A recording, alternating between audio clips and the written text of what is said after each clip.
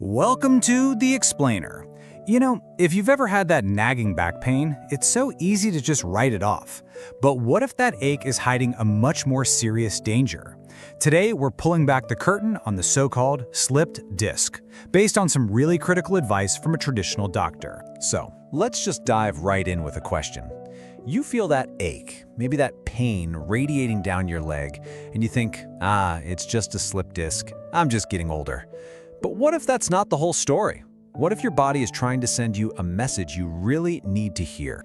Don't let a simple ache become a complex crisis. This quote really gets to the heart of what we're talking about today, because knowing the difference between a simple problem and a full-blown crisis, well, that can change everything. Let's get into why. All right, first up, let's talk about that pain. You know the one a lot of us just try to ignore or fix with a heating pad. We're going to see how it can actually be a smokescreen for something much more serious. You know, we've all heard of sciatica, right? That sharp, shooting pain down the leg, and we usually connect it to a herniated disc. But here's the thing, that pain is really just the tip of the iceberg.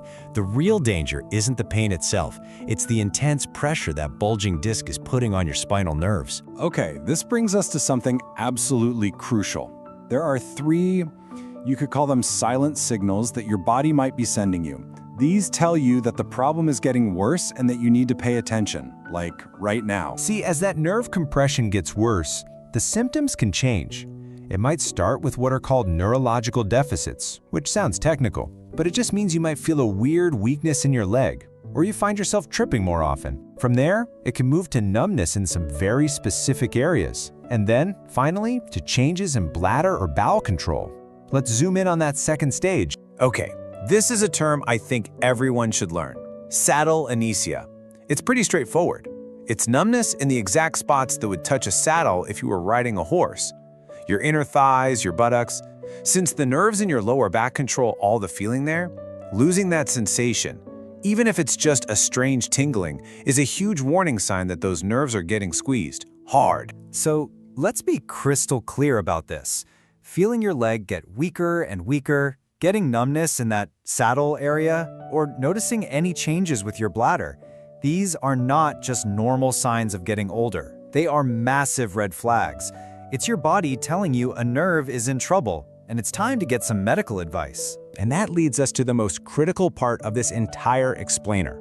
We're now talking about a true medical emergency, one that everyone, and I mean everyone, needs to know how to spot. It's called Cauda Equina syndrome, or CES, and it's basically the worst-case scenario for a herniated disc. This is when a huge bulge in a disc crushes the entire bundle of nerves at the very bottom of your spine. That bundle is called the Cauda equina because it looks kind of like a horse's tail. And when it gets compressed, it can cause devastating and permanent damage fast. And this is where the warning signs flip into a full-on emergency. The key word to remember here is sudden. It's not about gradual leg weakness anymore. It's about a sudden inability to stand. It's not a little tingling. It's a complete loss of feeling in that saddle area. And it's not minor issues. It's a sudden loss of control over your bladder or bowels. These are the flashing red lights for CES. Let me just say this as directly as I can. CES is a surgical emergency. Think of it like a power outage to a critical part of your body. Every single moment those nerves stay compressed, the risk of permanent paralysis gets higher and higher. You have to get help immediately. Okay, after that really urgent warning, let's take a breath and pivot. Because it's one thing to know the dangers, but it's way more empowering to focus on prevention and resilience. So let's talk about how you can actually nourish your spine from the inside out. I just love this analogy. Think of your spinal discs like little sponges. It makes so much sense, right? When those sponges get dried out and don't get the right nutrients, they get stiff, brittle, and way more likely to get injured. So how do we feed these sponges? Well, the advice is to load up on vibrant, anti-inflammatory foods. We're talking leafy greens, colorful berries, and especially turmeric. The active compound in turmeric, curcumin, is highlighted as a real powerhouse for calming down inflammation around irritated nerves and tissues. And what about hydration? It's simple. The magic number is 8. Just aiming for 8 glasses of water a day can help keep those disc sponges plump, hydrated, and resilient. Now, beyond what you eat and drink, gentle movement is absolutely key. And this isn't about hitting the gym hard. It's about low-impact, mindful movement. Think Tai Chi for balance, some simple daily stretches to create a little space in your spine, or even just a nice walk. But the most important rule of all, listen to your body. Always. Never, ever push through pain. All right, let's wrap this all up. Let's bring everything we've talked about together with a final message that's really all about empowerment and taking charge of your own health. You know, the point of talking about scary things like saddle anesthesia or CES isn't to freak you out, not at all. It's to empower you. Because when you have this knowledge, when you know what to look for, you have the power to spot those early warnings and take action to protect yourself.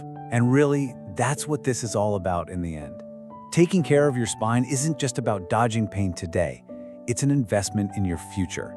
It's about making sure you can keep doing the things you love, playing with your grandkids, tending to your garden, just living a vibrant, independent life for many, many years to come. So I want to leave you with this question to think about. Because all this information is only as powerful as the action you take. So what's one small thing you're going to do for your spine this week? Maybe it's just adding some turmeric to your dinner. Or maybe it's finally going for that 15-minute walk every day. Whatever it is, think about it and turn this knowledge into a real change.